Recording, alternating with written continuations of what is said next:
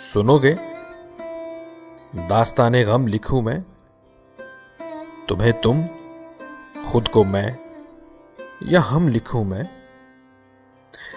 یہی بہتر ہے ہم دونوں کے حق میں کہ جتنا کم ہو سکے کم کم لکھوں میں۔ نہ جانے کیوں میرا جی چاہتا ہے تیرا قصہ بہت پرنم لکھوں میں۔ یوں ہی ہوتی رہے اشعار کی آمد، تمہیں سوچوں تمہیں ہر دم لکھوں میں۔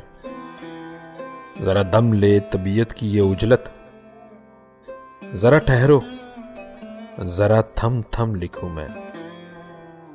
تیری باتیں زمانے کو سناؤں، ہوئی جو گفتگو باہم لکھوں میں۔